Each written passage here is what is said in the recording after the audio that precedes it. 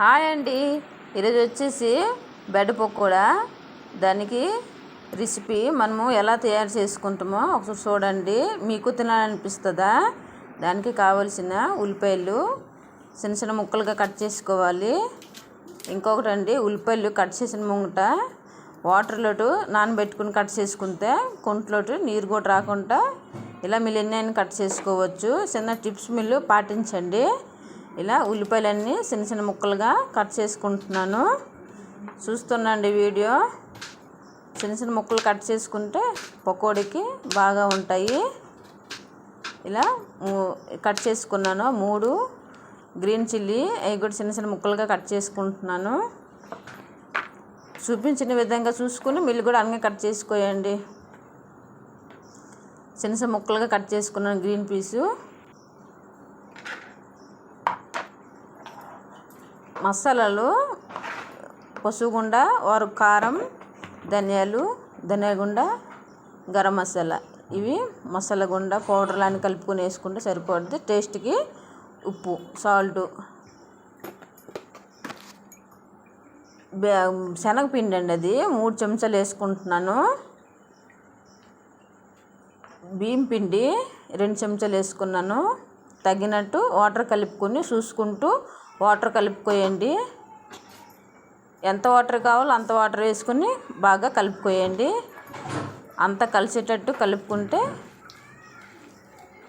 బాగుంటుంది. నేను చూపించిన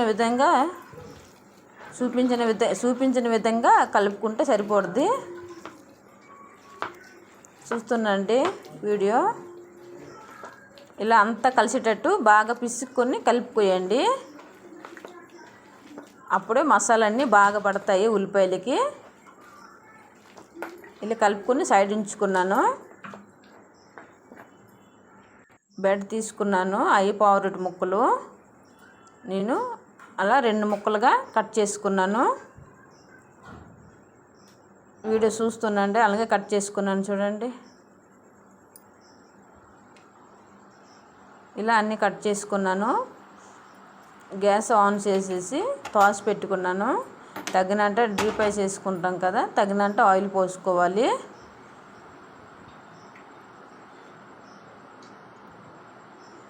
ఇలా బెడ్ ముక్కలు పావురొట్టి ముక్కలకి మనము అప్లై చేసుకోవాలి. మనం కలిపిందాన్ని అలా 2 పక్కలు అప్లై చేసుకుంటే సరిపోద్ది. చూసుకుంటూ అప్లై చేసుకోండి.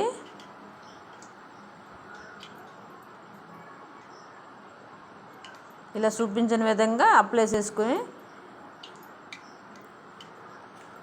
ఆయిల్ ఎక్కువ హై ఫ్లేమ్లో ఎట్టకండి, లో ఫ్లేమ్లో 10-15 నిమిషాలు పట్టు ఉడికించుకుంటే సరిపోద్ది. చూడండి ఎంత జాగ్రత్తగా వేసుకుంటున్నాను ఆయిల్లోటికి. ఇలా అన్ని జాగ్రత్త చూసుకుంటూ వేసుకుంటున్నాను. గోల్డెన్ కలర్ వచ్చే వరకు వేగించుకుంటే సరిపోద్ది. పిల్లలకి ఎంతో ఇష్టంగా తింటారో, తప్పగా ట్రై చేయండి. ఇక చట్నీకి పకోడీ చేసుకున్నాం. చట్నీ కూడా తయారు చేసుకుంటున్నా. పుదీనా కొద్దిగా, కొత్తిమీర కొద్దిగా వేసుకున్నాను. ఇంత ముక్క అల్లము, ఒక 2 గ్రీన్ చిల్లీ, పచ్చిమిర్చి, కొద్దిగా టేస్ట్ తగ్గ సాల్ట్ కూడా వేసుకున్నాను. అది బ్లాక్ పేపరు మీ దగ్గర ఉంటే పౌడర్ కూడా వేసుకోండి, లేకపోతే గుట్టగా ఉంటే వేసుకోండి. అది పెరుగు ఒక 2 చెంచాలు వేసుకుంటున్నాను. ఇలా గ్రైండ్ చేసుకున్నాను చట్నీకి అండి. ఎంత బాగుందో పుదీనా కొత్తిమీర చట్నీ.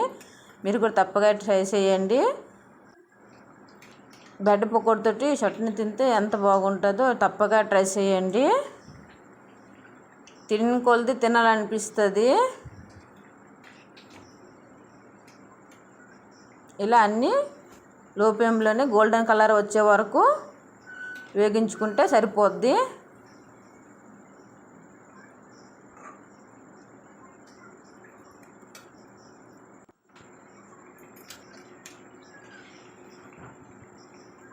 మీరు కూడా తప్పగా ట్రై చేయండి. కామెంట్ చేయండి, లైక్ చేసుకోండి.